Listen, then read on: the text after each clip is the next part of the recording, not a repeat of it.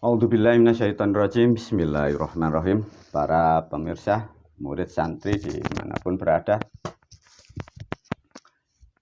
video ini pun juga sama dengan video yang lalu-lalu menerangkan tentang ibadah bahasa dalam kalender Aboge atau kalender Jawa disebut bulan Ruah. Namun di kalender guru disebut bulan Rahmat atau bulan Ramadan. Guru melalui video ini menyampaikan ini sudah masuk di kalender di bulan Ruah. Bagi murid santri yang belum sempat melakukan ibadah kirim doa, tolong segera dilakukan. Melalui video ini guru sedikit memberi pemahaman lagi karena banyaknya murid terlalu sibuk memikirkan ekonomi dan kepentingan keluarga, sehingga kalau mau mempelajari kitab pun kadang juga tidak ada waktu, membuka file-file yang lama pun juga kadang tidak sempat. Semoga dengan videonya, dengan siaran live ini mudah dipahami sehingga tidak mencari membuka file-file yang lama. Namun toh guru juga berpesan kalau toh ini hal-hal yang penting untuk aktivitas dalam 1 tahun sekali, tolong video ini juga di-download, disimpan, sehingga bila butuh sangat mudah untuk dipelajari. Baik para murid, para santri, guru menerangkan pentingnya dulu. Di situ ada yang disebut ibadah ruah sebenarnya pada masa dulu. Satu dulu yang dipahami karena masyarakat tidak paham, para pendidik agama pun juga tidak paham karena agama sudah salah kaprah sejak 1400 tahun masa lampau. Begini, disebut bulan ruah itu maksudnya sudah paham ya, ini bulan arwah. Jadi dalam rotasi setahun sekali, alam itu frekuensinya terbuka ya. Alam kehidupan itu berputar seperti layaknya jarum jam itu. Tatkala masuk pada bulan ruah tanggal 1 ruah sampai tanggal 30, itu frekuensi alam bangsa manusia dengan bangsa ruh itu terbuka. Sehingga leluhur dulu orang-orang yang ahli memberilah sesuatu cara ditempatkan pada ruang dan waktu yang tepat. Jadi ibadah itu atau ritual atau upacara itu tidak bisa memakai innama a'malu binniyat. Itu tidak bisa dibenarkan dari hukum keilmuan. Dipahamkan ya? Namanya upacara atau ibadah itu valid karena namanya upacara atau ibadah atas nama kebenaran. Artinya yang dilakukan itu harus dengan kebenaran.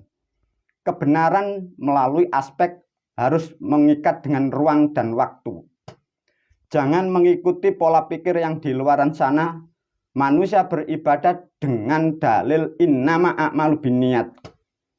Itu sesungguhnya bukanlah agama, itu adalah pembodohan. Dengan manusia diberi dalil innama a'malu binniyat, itu menandakan bahwa agamanya tidak jelas, yang mendidik tidak paham, yang dididik jadi rusak, negara yang ditempati jadi hancur. Itu bukti dan fakta. Melalui video ini guru menyampaikan khususnya para murid dan santri, satu contoh pada bulan ruah ini, kalian sudah diberi arahan oleh guru dan dipastikan harus masuk kalender sesuai ruang dan waktu. Jadi suatu ibadah atau upacara itu dibutuhkan namanya ilmu. Artinya ilmu itu terangkai dari apa yang dilakukan. Beda namanya dengan keyakinan. Ini harus dipahamkan ya para murid, para santri. Keyakinan itu tidak mendapatkan apa-apa dan tidak akan membawa manfaat apa-apa. Karena keyakinan itu menurut kecerdasan, bukan menurut keilmuan. Dipahamkan. Selama ini bangsa Indonesia, umat yang beragama, yang diikuti keyakinan, bukan keilmuan. Sehingga apa yang didapat, apa yang dikeluarkan waktu dan biaya, semua adalah zong. Jadi dipahamkan. Beda ya, keyakinan dan keilmuan itu dipahamkan betul-betul. Maka guru melalui video ini, melalui video-videonya sudah mendidik para santri dan murid. Apa yang kau lakukan itu ilmu ya, bukan kepercayaan, bukan keyakinan. Beda dengan apa yang Anda yakini kemarin-kemarin ya. Tatkala sudah mengerti dalam upacara atau melakukan sesuatu itu dibutuhkan kebenaran, maka dituntunlah dengan namanya ilmu. Satu contoh bulan ruah. Bulan ruah menempati dalam kalender itu urut ke-8 ya. Dari urut ke-8 disebutlah bulan ruah, guru menyebutnya itu bulan rahmat. Bulan ke-9 leluhur kita menyebutnya bulan poso atau sekarang bulan puasa.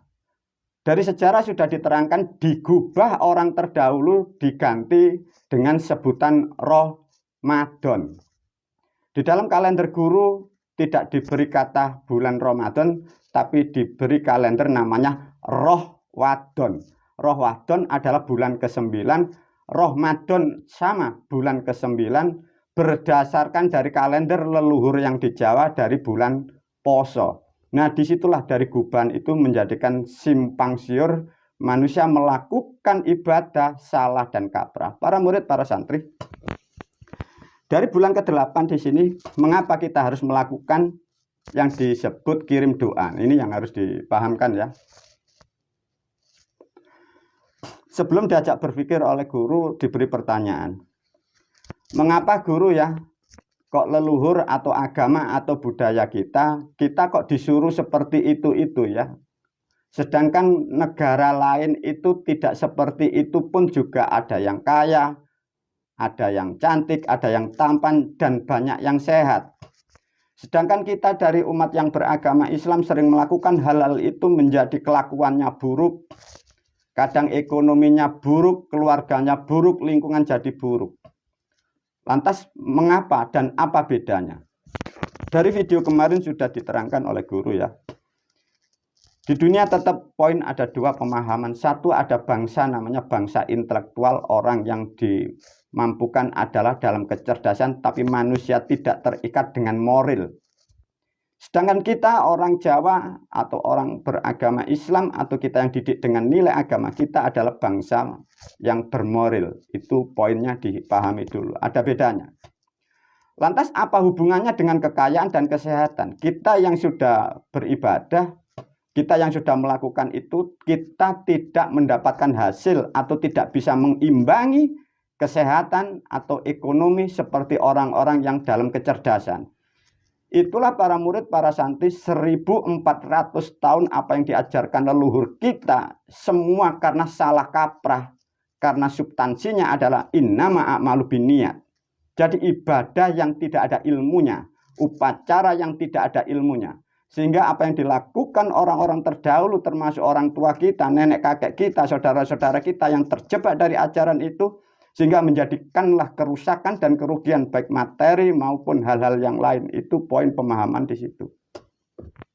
Namun untuk memperjelas yang disebut dalam ibadah, di situ nanti pasti banyak pemikiran, banyak hal pertanyaan dari bangsa manusia itu sendiri. Satu contoh. Di zaman seera modern seperti ini semua serba canggih. Mengapa kalian masih memuja ke alam kubur? Mengapa Anda masih memuja orang-orang yang sudah mati? Itu pasti terjadi pertanyaan seperti itu. Lantas bagi kalian sebagai manusia yang berbangsa moral, apa kalian menerangkan dari pertanyaan orang-orang yang diberi kecerdasan itu? Coba para murid, para santri. Kalau Anda diberi pertanyaan dari orang-orang yang pandai, orang yang cerdas, zaman secanggih ini, zaman sudah memakai hal-hal yang super canggih, kalian masih suka-suka di tempat kuburan itu. Apa jawaban Anda? Itulah para murid, para santri, bedanya makhluk yang bermoral dan makhluk yang tidak bermoral, ya. Itu dibedakan dulu. Lantas dari pemahaman atau ibadah atau upacara pada bulan rahmat atau bulan Ramadan, itulah yang disebut manusia kita mengikat jasa beliau yang sudah almarhum, atau mengenang jasa beliau yang sudah meninggal, atau mengenang orang-orang yang telah mendahului kita karena jasa-jasa yang ada di dunia ini. Jadi artinya jangan berharap yang macam-macam tatkala Anda kirim doa di tempat terutama orang-orang yang sudah meninggal. Maka tatkala manusia mendatangi kuburan atau tempat-tempat orang-orang yang sudah dikuburkan, Anda berhayal dimudahkan rezekinya, mendapat berkahnya, itu hal yang sangat fatal. Itu adalah kesalahan mutlak bagi kecerdasan bangsa manusia, baik bangsa yang bermoral. Para murid, para santri, pahami betul-betul. Kalian dididik oleh guru dan Anda saya didik untuk melakukan hal itu, bukan seperti itu tujuan. Tujuan Anda adalah melakukan tugas kewajiban Anda sebagai manusia. Sebagai manusia adalah mengikat dengan leluhurnya. Artinya tidak ada hubungannya yang disebut pahala atau kekayaan atau keberkahan. Jadi ini harus dipahamkan. Anda melakukan itu karena Anda melakukan kebaikan atas nama dirimu, bukan atas nama leluhur yang sudah meninggal. Jadi karena kita bangsa moral, bangsa yang mengerti akan jasa-jasanya, sehingga kita melakukan sesuatu atas jasa beliau. Ini yang harus digarisbawahi ya. Maka melalui video ini guru menyampaikan khususnya kepada siapapun, jangan berhayal di tempat punden, di tempat makam, Anda diberkati, Anda diberi rezeki, dilancarkan pekerjaannya, dinaikkan derajatnya. Itu tidak. Para murid, para santri, kalau toh sudah memahami hal seperti ini, tolong dikuatkan kembali ya. Jangan sekali mempunyai niatan apa. Ada pemahaman lagi yang sangat baik untuk ditelaah. Satu contoh, ada pertanyaan. Wahai manusia, katanya engkau bertuhan, katanya engkau manusia yang mempunyai kecerdasan, tapi Anda masih melakukan komunikasi dengan roh-roh yang sudah meninggal, yang tidak mampu menolong Anda. Apa jawaban Anda? Bagaimana kalau kecerdasan itu memberi pertanyaan Anda seperti itu? Katakan kepada orang-orang yang seperti itu, sesungguhnya aku melakukan ini adalah bentuk pujaku kepada orang-orang yang telah memberikan sesuatu kepadaku. Maka dalam pemahaman kemarin sudah diajarkan guru, bahwa kita menempati atau datang ke tempat-tempat orang yang berjasa, itu bentuk sebagai puja atau bentuk sebagai syukur kita. Jangan berhayal itu nanti bunganya dimakan, itu nanti doanya ditelan. Tidak. Sesungguhnya manusia melakukan apapun itu kembali kepada dirinya. Sama juga kita melakukan kirim doa kepada leluhur, kepada orang tua, kepada nenek kakek yang sudah meninggal. Itu adalah sebagai objek untuk melakukan dari implementasi apa yang ada di dalam diri kita. Pengertian dan pengetahuan kita sampaikan kepada objeknya. Sehingga subjeknya mendapat sesuatu, itulah yang disebut telah melakukan kewajibannya. Tatkala kewajiban sebagai makhluk kau lakukan, disitulah hatimu akan mendapatkan kedamaian. Karena tidak akan mendapatkan kekurangan. Karena kewajiban manusia adalah menghormati orang-orang yang sudah tidak ada. Bentuk penghormatan banyak hal tentang makhluk. Tatkala makhluk yang di dunia masih hidup, cara menghormati tidak sama dengan makhluk-makhluk atau leluhur yang sudah meninggal dunia. Nah, itulah dibedakannya. Cara menghormati disesuaikan ruang dan waktu, dibedakan untuk menghormati dari bangsa ruh atau bangsa yang masih berjasad.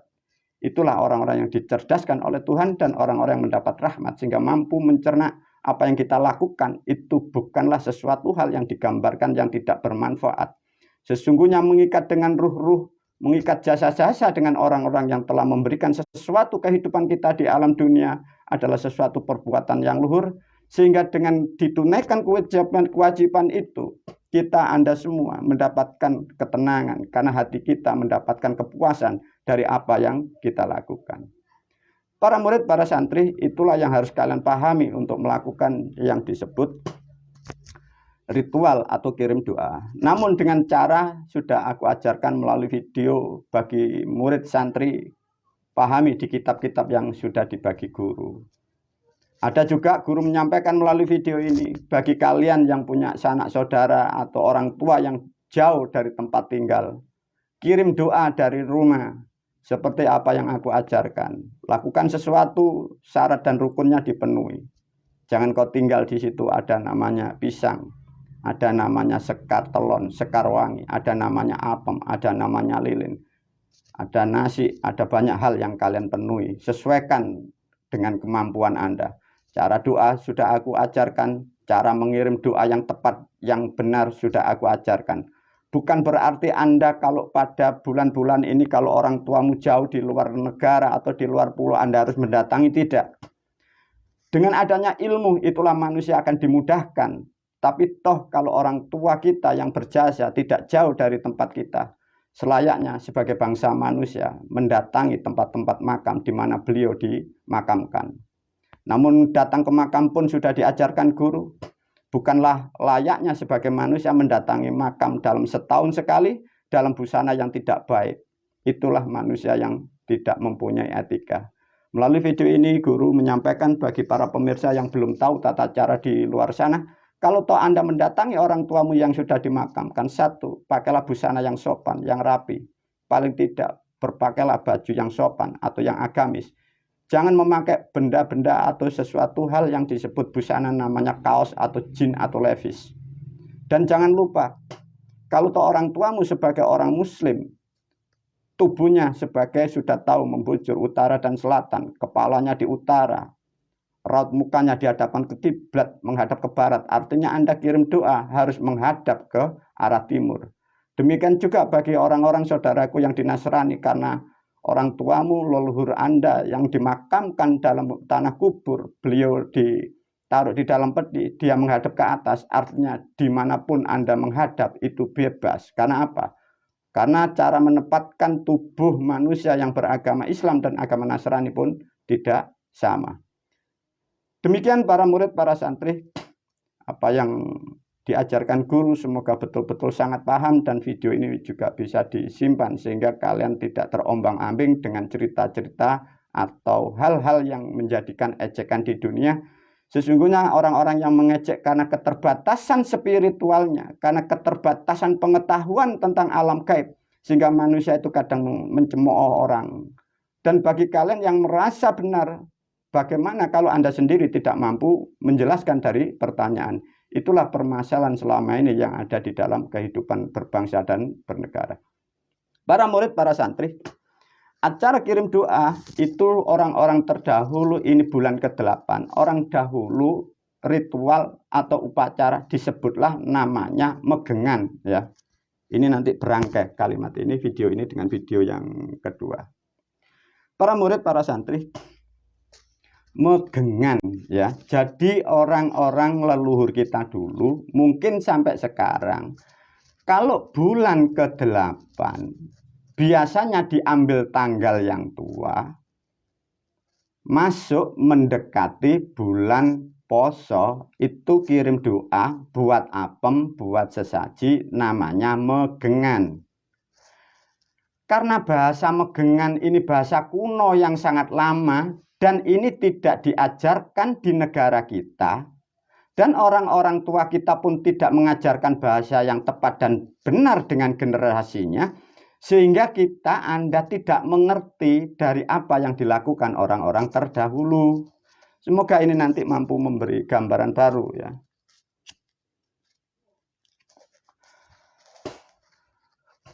Megengan itu bahasa Jawa, sekarang dirubah atau disebut atau dibunyikan dengan bahasa Indonesia megangan. Makanya tidak ketemu.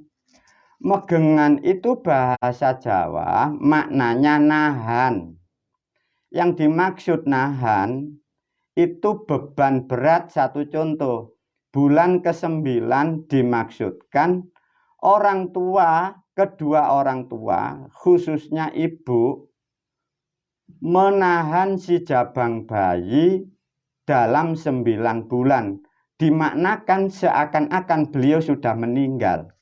Lah menahan kandungan itu loh yang disebut megengan. Nah, ya, jadi menahan. Lah megengan itu karena kita mengerti jasa beliau, mengandung itu sesuatu hal yang sulit dan yang berat, sehingga kita yang sudah terlahir dan yang dilahirkan sebagai manusia yang sudah mengerti akan jasa-jasa beliau, kita mengenang beliau pada bulan ke-8 namanya bulan rahmat atau bulan ruah. membentuklah kita suatu bentuk syukur atau upacara kepada orang-orang yang telah melahirkan kita. Itulah yang disebut upacara megengan. Dengan demikian, acara megengan tidak ada hubungan itu perintah Tuhan atau perintah Allah. Itu adalah pemahaman manusia dalam menjalankan aktivitasnya, bentuk pengertian dan bentuk syukur kepada manusia atau orang tuanya. Itu tidak ada hubungan atas nama perintah Tuhan. Kalau toh acara atau upacara seperti ini kalian masukkan di dalam kitab beragama, maka tidak akan pernah ketemu. Sedangkan agama adalah sesuatu hal yang tidak jelas. Sedangkan tradisi atau budaya seperti ini adalah sesuatu yang jelas, dan kalian sudah paham bahwa ini adalah sesuatu hal perbuatan yang sangat luhur bagi kita bangsa manusia, bangsa yang mengerti akan luhur itu. Para murid, para santri, dari kata megeng itu dimaknakan nahan. Setelah bulan ke-8 nanti diterangkan kembali masuk ke bulan 9. Bulan ke-9 ada pemahaman yang salah. Di situ dikatakan tidak makan dan tidak minum. Dari kata megeng maknanya nahan, diambil dalam upacara atau ibadah di bulan 9 diganti namanya sesuatu. Kalau Anda menjalankan ibadah puasa namanya imsak. Jadi kata imsak yang ada di dalam agama Islam dikatakan menahan.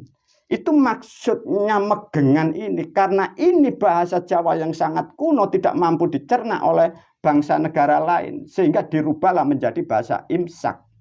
Imsak itu artinya nahan. Yang dimaksud nahan artinya megeng, ini nahan kandungan. Nah, itulah sedikit para murid, para santri.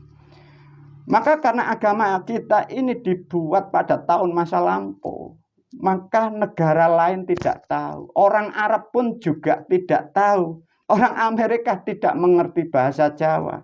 Orang China, orang Hindia, orang Jepang tidak ngerti.